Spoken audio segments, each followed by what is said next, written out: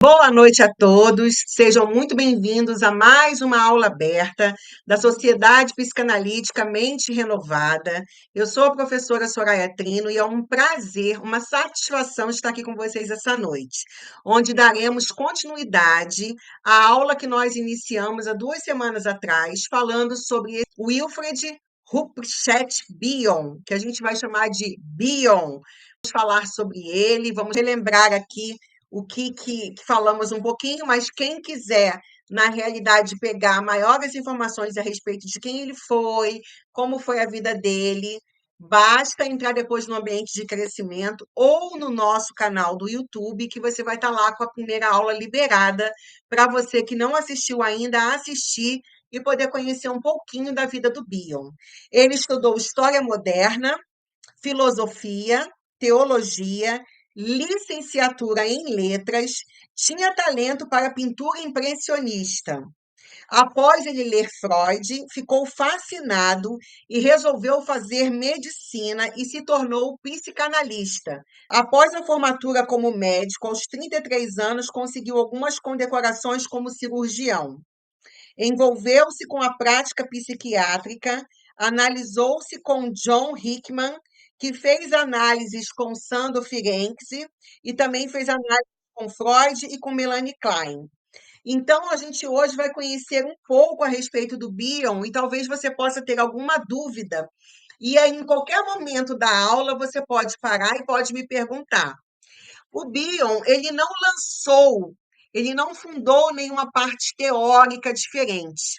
Muito pelo contrário, ele abriu algumas janelas, vamos falar assim, para compreender aquilo que já tinha sido lançado pelo Freud, aquilo que também já tinha sido exposto pela Melanie Klein, com quem ele se analisou durante muitos anos. Então, vamos conhecer um pouquinho, vamos caminhar um pouquinho sobre a vida dele. Ele nasceu em 8 de setembro de 1897, na Índia, e faleceu em 28 de agosto de 1979, em Oxford, na Inglaterra. Bion ele foi analisado por Melanie Klein entre 1945 e 1953 e fazia parte do grupo de analistas kleinianos, de acordo com a distribuição ideológica em que se dividia a Sociedade Britânica de Psicanálise da época. Como outros membros desse grupo, Bion também embarcou em um esforço para estudar os processos mentais em pacientes psicóticos. Lembra que eu mencionei com vocês que ele, quando logo assim que ele leu Freud, a primeira coisa que ele fez foi estudar, foi se tornar médico, foi estudar medicina e se tornou um grande médico, um grande cirurgião. Ele era um homem muito inteligente. Era uma pessoa com várias habilidades, habilidades artísticas, habilidades esportivas. Ao invés de priorizar a ação de forçar instintivas e defesas primitivas em suas manifestações psíquicas, é possível identificar na obra de Bion um enfoque progressivo nos processos de pensamento e suas distorções. Seu foco estava em compreender o processo de pensamento, mudando assim a abordagem à vida mental ao mover o seu foco de o que pensamos para como pensamos. E aqui a gente vai mergulhar nessa forma que Bion utilizou para poder descobrir como é que a mente, né, dos seres humanos, como é que a mente, como é que funcionavam os pensamentos. O que o Bion diz sobre a origem dos pensamentos? Bion formulou uma teoria das origens do pensamento. Ele postulou uma primeira forma que seria a base para o desenvolvimento de formas posteriores de pensamento. Essa primeira forma é o resultado de eventos emocionais precoces entre um cuidador e seu bebê, que são decisivos para o estabelecimento ou não da capacidade de pensar do bebê. Como é o pensar dos bebês? No modelo de Bion, o bebê tem estados mentais crus e impensáveis, que são inseparáveis dos estados corporais. Bion chamou esses elementos de elementos beta. O bebê comunica esses estados mentais puros ao cuidador, por exemplo, chorando, Quem é que já não viu, quem é que não vê uma criança chorando? E o que que essa criança está querendo dizer com esse choro? Como é algo primitivo, como é algo cru, como é algo que é impensado, que não está elaborado, o Bion chamou esse estágio do bebê, dessa comunicação de choro do bebê, de elemento beta, que é onde o bebê comunica esses estados mentais puros ao cuidador. Por exemplo, ele começa a chorar. Em seguida, em resposta ao bebê, o cuidador toma o estado mental do bebê dentro do seu próprio espaço mental e tenta imaginar o que pode estar acontecendo com esse bebê. Nesse sentido, o cuidador contém a experiência do bebê e organiza em sua própria mente do que se trata a experiência para lhe dar algum sentido. Então, a gente vai ver aqui o que o Bion chama de elemento beta. Elemento beta, vocês estão conseguindo ver direitinho aí na tela? Um bebê se esgoelando de chorar? Quem é que não vê? E como nós que estamos cuidando daquele bebê que ele começa a chorar, como é que a gente fica? Tentando identificar esse choro. Será que fez pipi? Será que está molhado? Será que fez número 2? Será que está com fome? Será que está querendo um colinho? Será que é porque está irritado? Está enjoadinho porque está calor? Ou porque está frio? Será que é cólica? Será que é dor de ouvido? Então, o cuidador, a pessoa que vai estar exercendo ali os cuidados com aquele bebê, ele vai começar a interpretar aquele choro da criança, porque dentro da gente esses elementos já existem.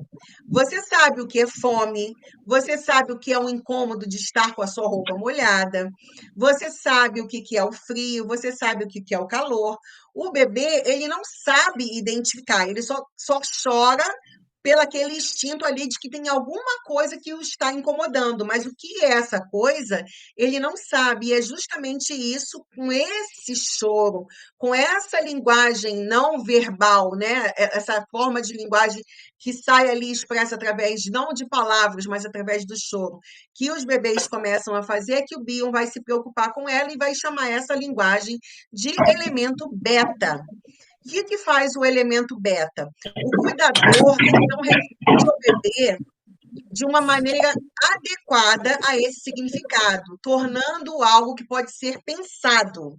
Porque, como eu já falei, a gente já tem estabelecido na nossa mente o que pode ser.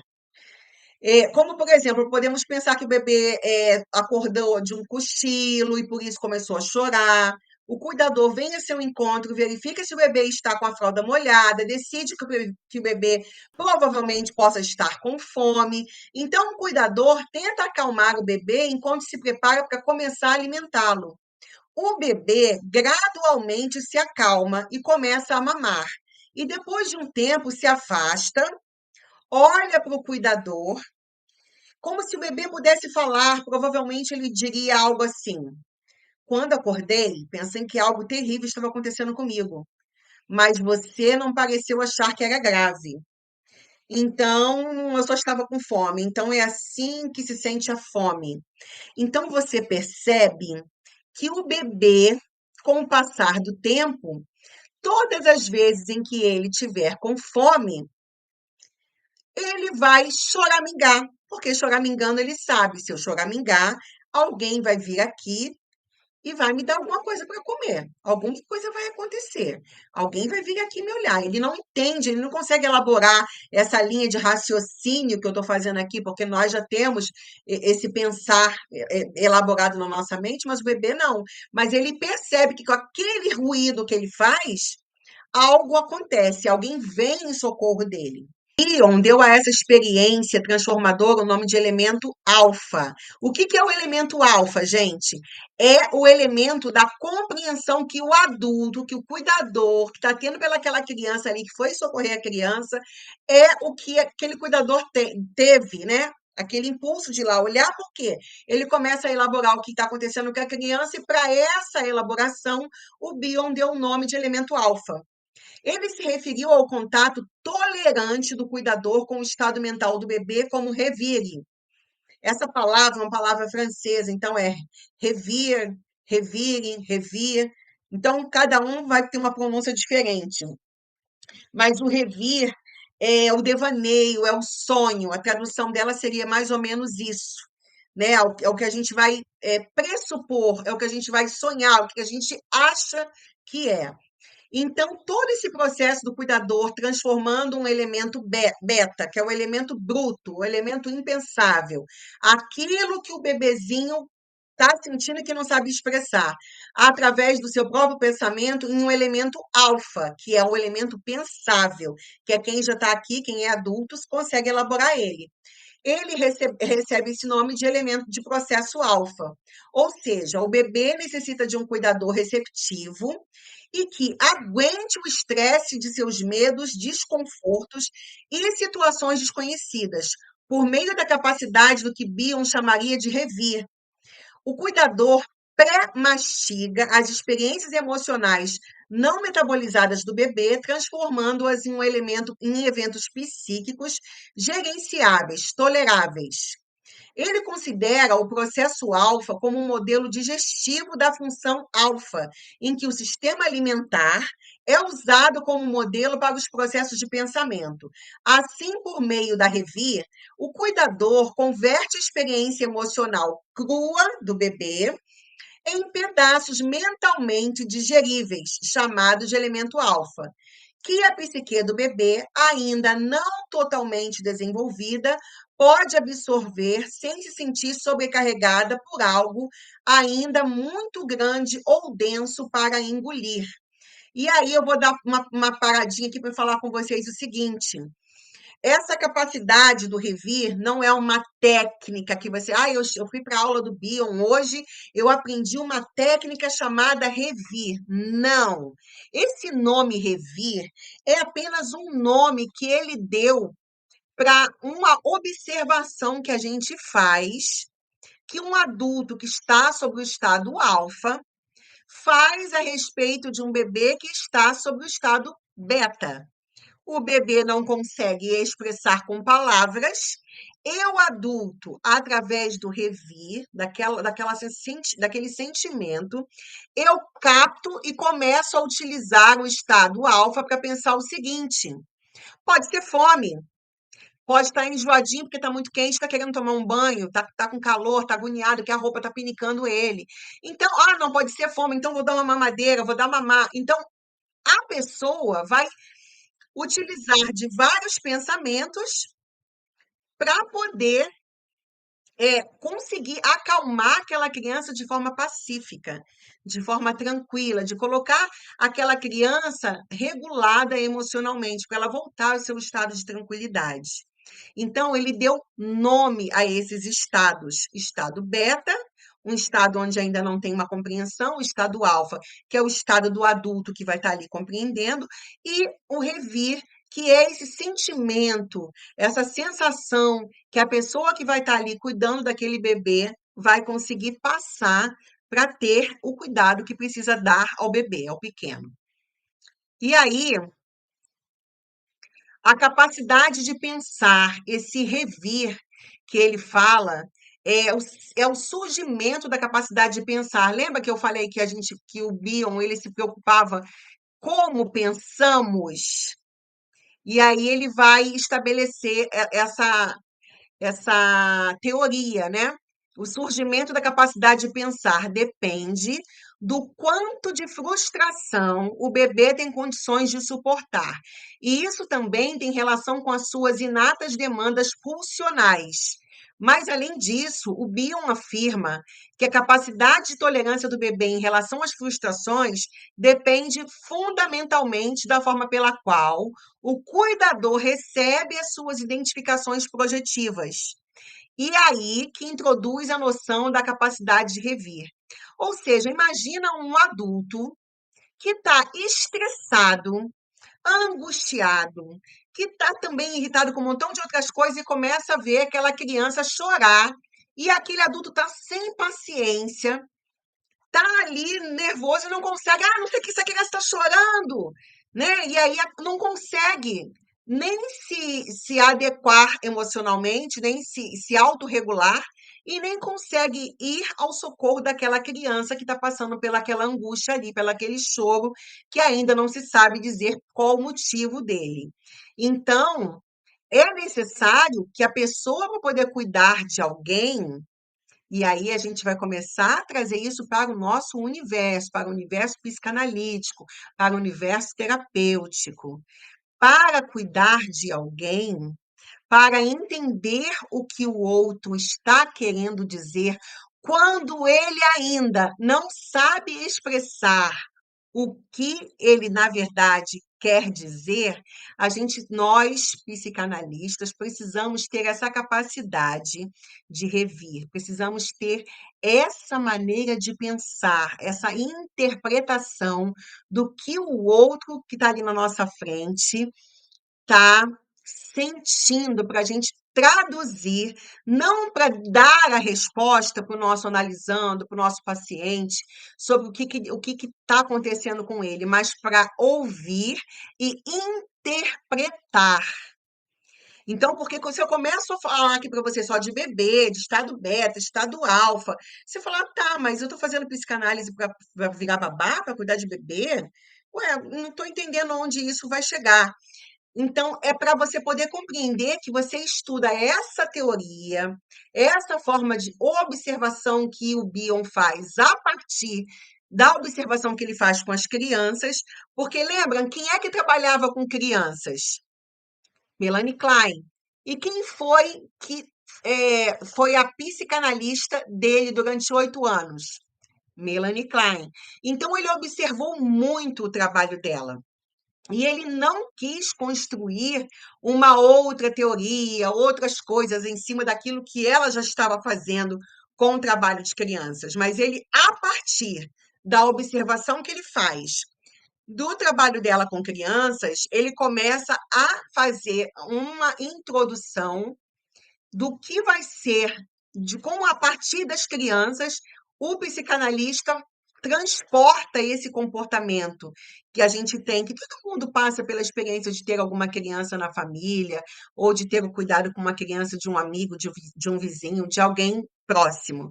Então, a partir desse entendimento, ele começa a nos mostrar essa teoria para quê? Para quando você estiver no teu setting analítico e você estiver ali de frente para uma pessoa que vai estar ali chorando, confusa, sem saber dar nome ao que está sentindo, ao que passou, ao que está acontecendo com ela, você que está ali no seu estado alfa, que está interpretando que aquela pessoa que está ali naquele estado beta, né, não consegue colocar em palavras o que está sentindo, quais são as emoções que estão passando ali, você, com a sua revir, com o seu sentimento, você vai começar a interpretar e vai começar ali a entrar no universo daquele teu paciente para acalmá-lo, assim como uma mãe, como um cuidador cuidaria de um bebê que estivesse ali chorando na sua frente.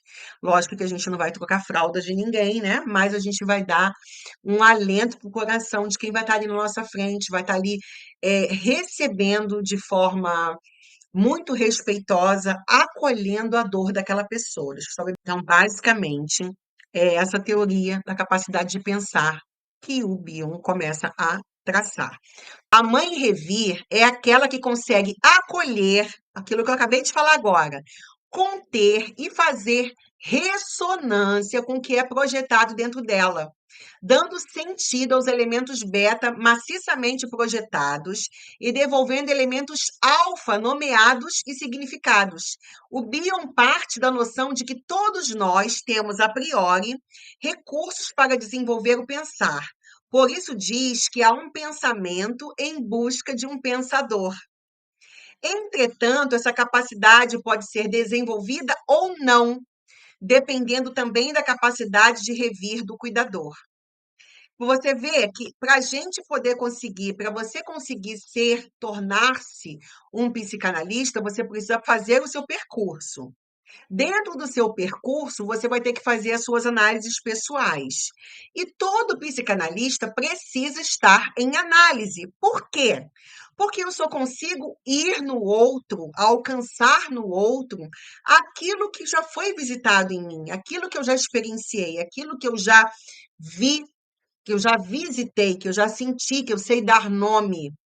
Porque senão você vai estar dali de frente de uma pessoa com um transtorno, com uma angústia, com uma ansiedade, com algo que você nunca trabalhou, esses sentimentos e essas sensações nas suas análises pessoais. Quando aquela pessoa estiver da sua frente, você vai ficar igualzinha a uma mãe que está de frente com um bebê que não sabe falar, e você vai ficar perguntando, né? Como se aquela mãe, meu filho, fala o que você tem, por que que você está chorando? Como é que o bebê vai falar? Ele não sabe falar. Como é que o teu paciente, como é que o teu analisando vai falar se ele não sabe nomear, se ele não sabe distinguir e interpretar aquilo que ele está sentindo? Se é medo, se é raiva, se está com medo de dizer que está com raiva, porque talvez o que ele esteja te trazendo ali seja uma angústia porque está com um problema em casa com os pais, ou porque no passado teve um problema com os pais na sua infância e carrega ainda resquícios daquela vida problemática da infância, carrega ainda na sua vida de adulto, e aí não quer falar porque falar de pai e de mãe é algo sagrado. Como é que eu vou falar mal da minha mãe? Como é que eu vou reclamar da criação que os meus pais me deram? Então, se você não experimentou isso no seu percurso analítico, passando pelas suas análises pessoais, como você vai ter essa capacidade de revir? Como é que você vai ter essa capacidade de interpretar e de nomear o que aquela pessoa está sentindo? Faz sentido para vocês? Espero que sim. E aí, o Bion, ele também considera outros processos, que é o processo do continente e do conteúdo. Para poder simplificar bem essa questão do continente, eu coloquei até aqui na foto que vocês estão vendo agora, uma gestante, né? O que, que tem dentro da gestante? O que, que contém dentro dela? Qual é o conteúdo que tem dentro dessa gestante? Um bebê. Então, primeiramente, o Bion considerou esse processo a partir de um modelo digestivo no qual o bebê depende do cuidador para efetivamente pré-mastigar a experiência, para realizar a função alfa para ele. Mas, posteriormente, o Bion adicionou uma estrutura intersubjetiva a esse processo, quando introduziu a noção de continente-conteúdo. Essa díade, o continente conteúdo, pode ser vista como o primeiro par, o primeiro cuidador, é o primeiro par, né? Que é o cuidador e o bebê. Ou paciente e analista, que crescem juntos pela capacidade de tolerar a dúvida até que algum significado seja atribuído às emoções não processadas e essa atividade conjunta seja introjetada como o aparelho de pensar. Você vê que quando uma pessoa às vezes começa a fazer terapia, o que, que acontece com essa pessoa? Ela vem às vezes fazer análise e ela nem sabe por que está ali. Porque talvez alguém tenha indicado para ela fazer, alguém tenha falado, faz terapia, faz análise que é muito bom, você vai gostar muito, vai te fazer evoluir, vai fazer você descobrir coisas a seu respeito. E a pessoa, às vezes, nem tem muita noção, vai lá e faz. E aí ela começa a entrar em contatos com conteúdos e com coisas da vida dela, com partes da vida dela, que ela nem imaginava que aquilo ali causasse mais alguma dor, que aquilo ali causasse ou não algum incômodo. Então, ela não sabe quais os conteúdos estão escondidos no seu inconsciente. Então, essa teoria do Bion, né, do continente conteúdo, ela fala do cuidador e do bebê, mas ela também fala muito a respeito do terapeuta e do analisando, do psicanalista e do seu analisando, do paciente, como você desejar chamar. Então, é bastante interessante a forma como ele coloca isso. O paciente e o analista, eles vão crescer juntos. Quantas vezes o teu paciente vai chegar na sua clínica, no seu consultório, no seu setting analítico, e você não vai de imediato saber, não é um jogo de adivinhação. Você vai percebendo à medida que vocês forem se relacionando. É igualzinho uma mãe com um bebê. A mãe, depois de um tempo que ela está ali cuidando da criança, eu vou falar, estou falando mãe, mas na verdade é o cuidador, tá? Essa pessoa pode ser um pai, uma tia, uma avó, uma babá, uma pessoa que está ali cuidando da criança. Ela, de início, ela vai falando assim: ah, vamos ver se é água que a criança quer, vamos ver se é banho, vamos ver se fez xixi, vamos ver se é comida. E aí ela vai por eliminação até descobrir o que que é. Depois de um tempo, conforme ela vai convivendo com aquela criança, o que que acontece? Ela já começa a identificar. Ah, esse choro aí é fome. E esse chorinho aí, ah, tá querendo dormir, tá na hora de dormir. E esse choro aí, ah, fez xixi, deixa ele trocar a fralda. Depois de um tempo de convivência, vai tendo aquela troca, que é o que a gente chama dentro da psicanálise, né? O que o Freud nos ensinou, que é a transferência. E aí você vai tendo a transferência, quando a transferência vai trabalhando ali, e aí depois você já começa a falar, teu paciente chega no setting analítico, só de você dar um bom dia, ou boa tarde, boa noite, de cumprimentar aquela pessoa, pela forma como ela se dirige a você, você já vai saber, e ela hoje não está bem, ele hoje não está bem. Deve estar triste. Será que foi alguma coisa daquilo que ele trouxe na semana passada? Será que foi algo que ele não digeriu ou que ela não digeriu da aula passada, do nosso encontro passado, da sessão passada? E você já vai começando a ter aquele feeling, aquele tato de identificar o que que teu paciente, como é que ele tá. Por quê? Por causa da convivência, por causa do cuidado, por causa do feeling, por causa do revir que você vai adquirindo ao tratar com aquela pessoa.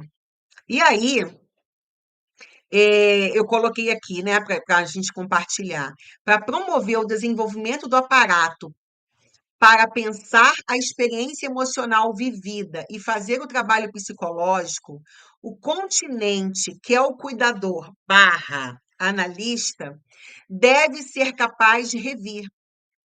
A revir permite que o continente seja capaz de receber, aceitar, metabolizar e devolver ao bebê ou ao paciente a experiência emocional que ele não consegue processar sozinho.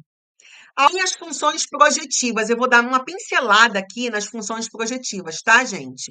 Em 1962, o Bion aponta que a atividade conhecida como pensar tem origem em um procedimento para descarregar a psique de acréscimos de estímulos, sendo o mecanismo disso o descrito por Melanie Klein como IP, identificação projetiva. A Melanie Klein chamava de identificação e o Bion chamava de função. Vê, a função alfa, função beta, o revir e agora a função projetiva.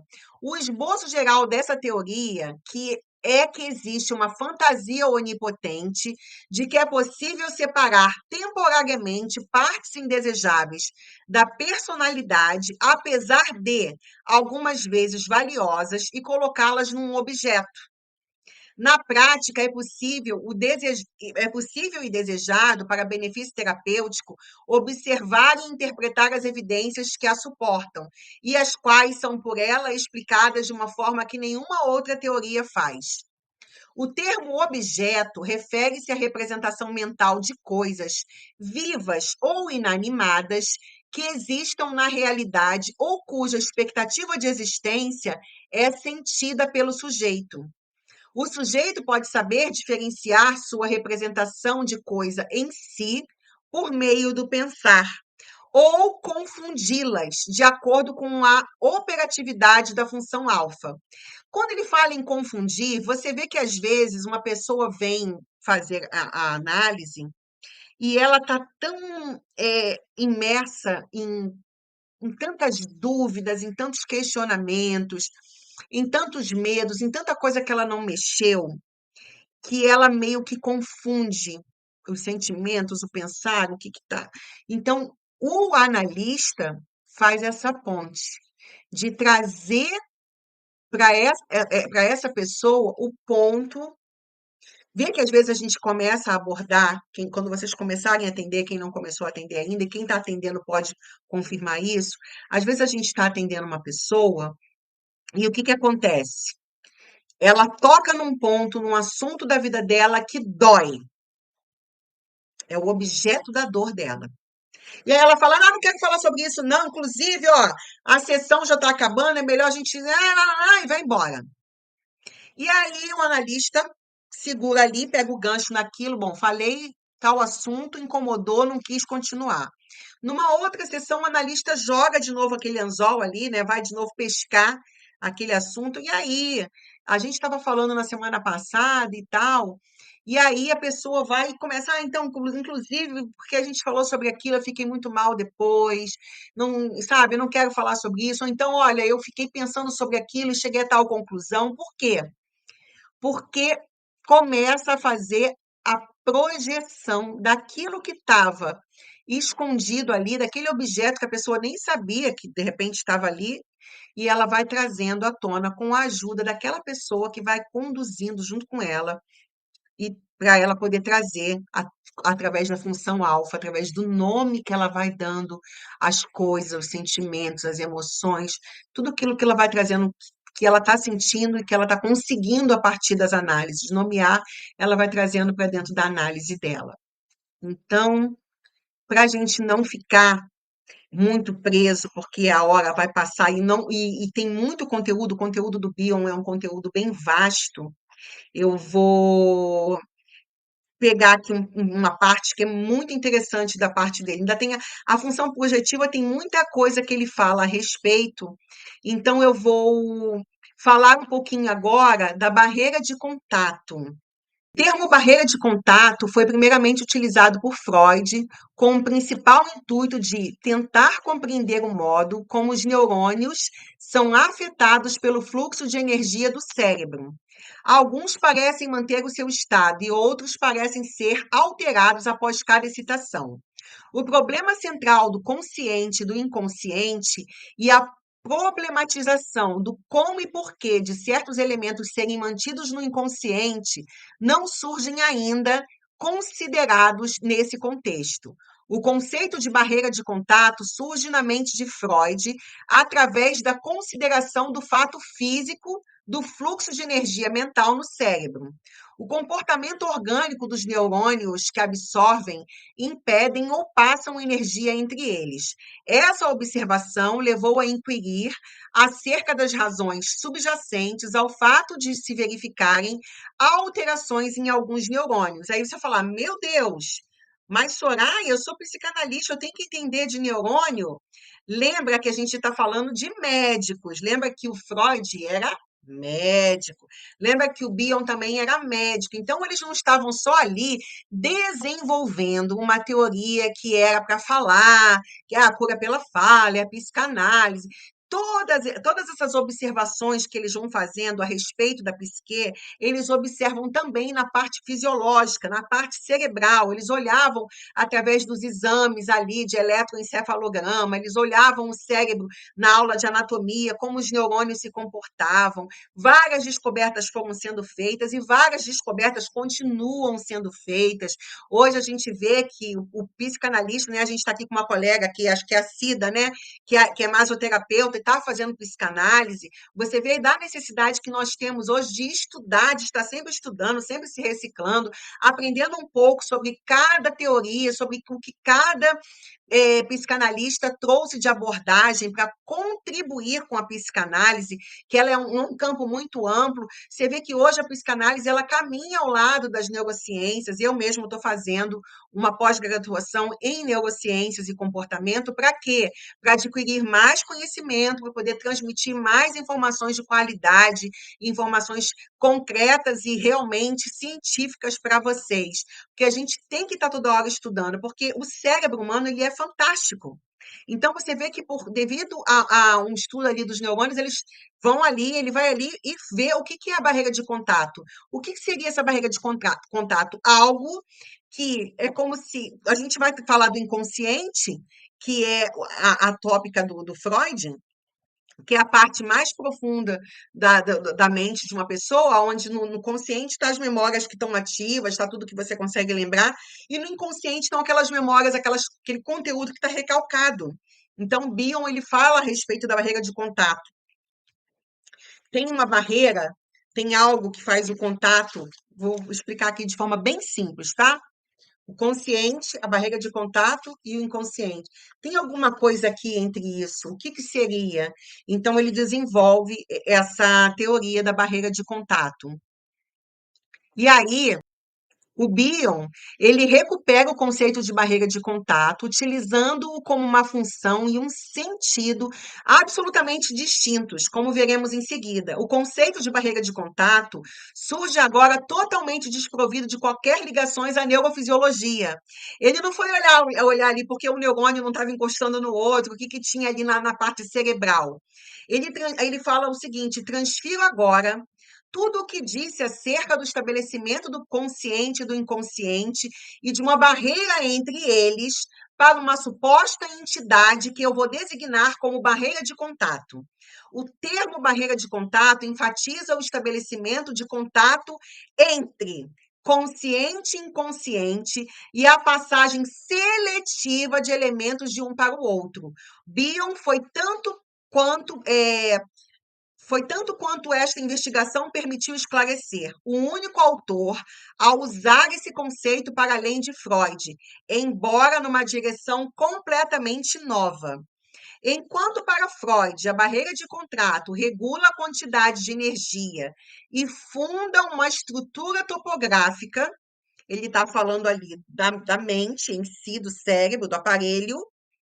O Bion considera a barreira de contato como sendo uma função psíquica que simultaneamente regula a demarcação de fronteira e produz o contato. Ele fala assim, não é uma coisa que vai impedir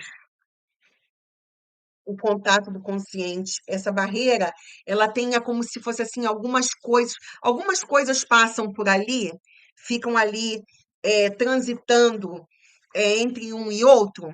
Então, ele faz essa observação.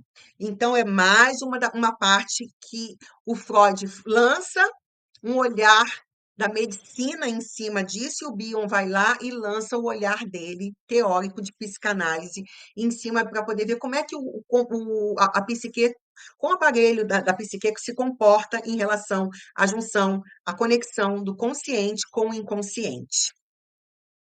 E aí, ele fala o seguinte: a incapacidade em tolerar a frustração pode obstruir o desenvolvimento de pensamentos e a capacidade de pensar. Embora a capacidade de pensar pudesse diminuir o sentimento de frustração que advém da noção do fosso que separa um desejo da sua realização. Né? Ele começa a falar a respeito das frustrações. Por que muitas pessoas têm conteúdos recalcados e não conseguem, não querem acessar, não conseguem lembrar? Porque a incapacidade de tolerar a frustração daquela pessoa está completamente comprometida. Por quê? Aí ele volta a fazer a pensar a respeito da criança que não suportou a frustração. E ele vai lá em Melanie Klein novamente, fala do seio bom, do seio mal, de como a criança se sente frustrada, porque às vezes uma necessidade dela não está sendo ali satisfeita no momento em que ela está ali desejando. Então, ele fala muito a respeito disso. Agora, vamos dar uma olhada também, porque para a gente não perder, eu gostaria de poder mergulhar fundo em toda a riqueza de teorias e de observações que o Bion fez. Infelizmente, dentro de uma hora não dá. Então, eu vou pegar todo esse material que a gente está utilizando nessa aula hoje, vou mandar ele em PDF junto com o da aula da semana passada, vou enviar para a Sara, ela vai pegar a lista de presença e ela vai enviar para vocês um livro em PDF do Bion, que eu separei aqui para vocês, e também o PDF das duas aulas, que vocês poderão depois assistir posteriormente. E lendo a apostila, vocês vão poder mergulhar de forma mais profunda naquilo que a gente não conseguir avançar hoje na aula por causa do tempo que é pouco, tá? Mas eu quero partilhar com vocês também uma outra coisa muito bacana, que foi algo que o Bion foi o precursor que ele fez e que foi. Todo mundo, quando fala de Bion, pensa nisso aqui. Deixa eu mostrar o que eu estou compartilhando. Espera aí. Mostrar o que eu estou compartilhando. Que é a teoria de grupos do Bion. Olha que coisa interessante. Podemos dizer que o interesse de Bion por grupos e a sua dinâmica permeou sua vida inteira, já que ele nunca perdeu de vista a germinalidade do grupo interno, uma espécie de conjunto de personagens introjetados que todos carregamos dentro de nós, em torno do qual a mente se organiza. Tais personagens determinariam uma grande parcela do comportamento social de cada sujeito, na escolha de pessoas para conviver e no desempenho de determinados papéis. A teorização de Bion sobre o funcionamento mental, embora adotando a postura de que a mente é única, sempre apresenta uma visão de um grupo em funções em ação. Bion expandiu a teoria de Freud sobre o funcionamento grupal ao se concentrar nas ansiedades psicóticas e nas inevitáveis pressões em direção à regressão que a participação da vida em grupo produz em seus membros individuais. E aí ele vai falar, né, os primeiros trabalhos em grupo que ele começa a fazer, que foi em 1942, o trabalho com soldados em estado de choque durante a Segunda Guerra Mundial. Naquele momento, os distúrbios emocionais se constituíam visivelmente como a causa mais importante da inativação dos militares. Por isso, as Forças Armadas propunham programas de reabilitação. Além disso, o Exército precisava aumentar o seu quadro de oficiais. E era tão grande o número de candidatos que se impunha a um método mais adequado de seleção. Nesse cenário, ocorreu a Bion a ideia de utilizar o recurso grupal. No tocante ao projeto de readaptação dos militares, o Bion executou no hospital um plano de reuniões coletivas, nas quais se discutiam os problemas comuns e se estabeleciam programas de exercícios e atividades. E aí, né, ele vai falando mais para frente, ele observava que ao envolver em um grupo o indivíduo regride a níveis de funcionamento, característicos das fases iniciais da vida mental. Ele se refere ao surgimento inevitável de anseios por conexão emocional, bem como de fantasias inconscientes sobre o significado da vida em grupo. A forma de lidar com tais anseios determina o comportamento dos indivíduos dentro do grupo, bem como a estrutura e o funcionamento do grupo como um todo. Então, é muita riqueza de detalhes, né? O legado de trabalhos em grupo que o Bion deixa, os pressupostos básicos de dependência, luta e fuga e de pareamento, constitui uma contribuição original e muito citada até hoje. Ela, evidentemente, não é suficiente para compreender o amplo aspecto de pressupostos inconscientes que surgem ao trabalharmos com grupos, mas se avançou desde. Podemos brevemente citar autores como Pichon River, Blecher, vários autores lá de fora que seguiram esse modelo de grupos, né, que o Bion ele foi um dos precursores. E você vê que as pessoas, quando elas fazem, dentro do percurso analítico de vocês observam que tem as análises em grupo. E aí todo mundo tem gente que não quer falar. Tem gente que fala, quando é uma coisa presencial, porque as pessoas estão ali olhando uma para a outra, estão observando o gestual, né? A linguagem corporal do outro, se sente mais acolhido ou mais à vontade. Às vezes, no grupo ali onde está presencial, as pessoas tendem mais a falar, a se soltar, porque está ali olho no olho. E às vezes, quando a gente está diante de câmeras e a gente às vezes está participando de um grupo e a gente está na nossa casa, num outro ambiente com outras pessoas que vão estar perto, ou de repente vão acabar escutando aquilo que a gente vai estar falando ali no grupo, isso dá uma certa travada. Mas as análises em grupo elas são fundamentais para a gente concluir o nosso percurso analítico, porque uma das formas de trabalho que o psicanalista desenvolve, que o terapeuta desenvolve, que é fundamental para trazer a regulamentação, a regulação das emoções das pessoas, é quando a gente reúne um grupo. Você vê que em vários lugares aí existem centros de tratamento para alcoólicos anônimos, tem o grupo MADA, Mulheres que Amam Demais, que é uma terapia em grupo, aonde cada sujeito vai falar, e aí, quando aquela pessoa está ali no meio daquelas pessoas com as quais ela se identifica, ela acaba percebendo que ela não está só, que ela não é a única a sofrer com aquele problema, que ela não é a única a ter aquela angústia.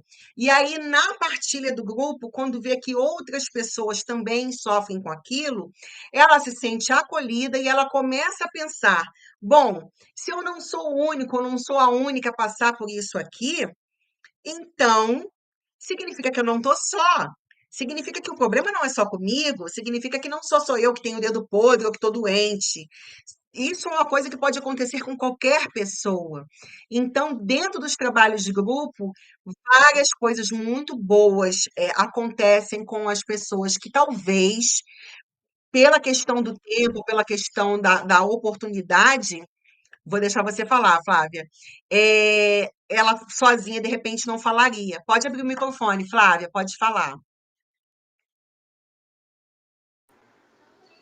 Flávia, Estou, oi, tá me ouvindo? estou te ouvindo, pode falar. Boa noite. Boa Tô noite. gripada, tô gripada, mas eu vou falar. Acredito que ali naquele meio ela começa a se identificar com as pessoas, né? E ela como se ela falasse assim, não só, como que se diz? Ela falasse assim, ela começa a se identificar e fica mais à vontade em falar, muitas vezes, né? Acredito que seja muito isso, né? É isso.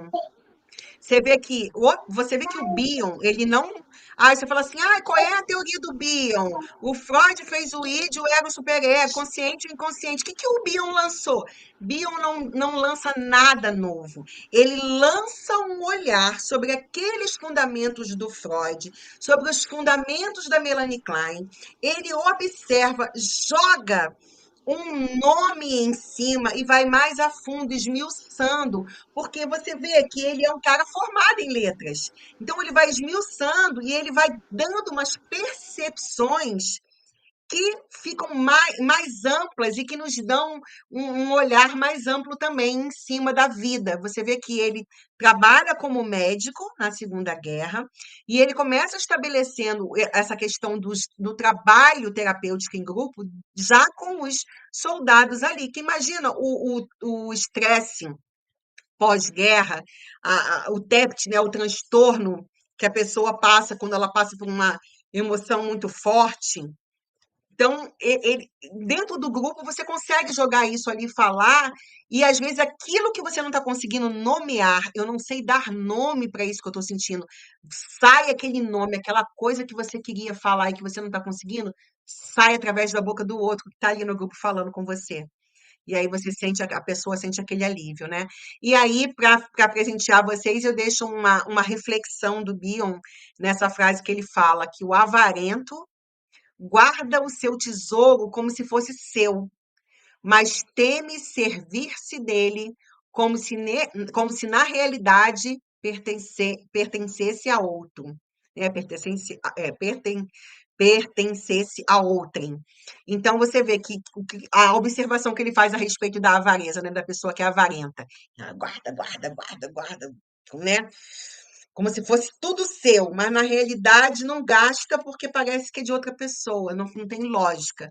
Então, na vida, a nossa vida passa a ter sentido quando nós nos tornamos pessoas generosas, quando partilhamos aquilo que conhecemos, aquilo que temos, quando doamos o nosso tempo, quando doamos aquilo que sabemos, quando compartilhamos com outras pessoas. E essa parte do trabalho de grupos dele, do Bion, foi essa questão bem legal que ele teve, né, esse insight que ele teve ali de ser generoso, de contribuir, isso, de contribuir, de compartilhar, de fazer com que outras pessoas compartilhassem uma com as outras. Mais alguém quer falar? A Flávia quer falar mais um pouquinho? Mais alguém quer dar uma contribuição? todos entenderam, tá todo mundo em paz. Nossa, gente, essa turma, o pessoal é muito quietinho, minha gente, o pessoal é muito Ô, tranquilo. Soraya, Fala, Soraya, é, pode falar. eu acho muito interessante, né, que quando a gente contribui, assim, com o outro, né, e de alguma forma, parece que a gente fica mais revigorado, se sente bem, assim, sabe? Em poder compartilhar, e sem contar que a gente aprende mais ainda, né? Eu fico, assim, Sim, impressionada com tudo isso. Assim, eu trabalhava numa empresa, né, como sou RH, né, sou formada em recursos humanos, e quando eu fazia esses trabalhos em grupos, assim, eu observava que os funcionários trabalhavam muito melhores, sabe? Eles se comunicavam muito mais entre eles, às vezes uma coisa que eles não falavam um com o outro, e ele naquele momento ali eles compartilhavam, começavam a se olhar com outros olhos, sabe?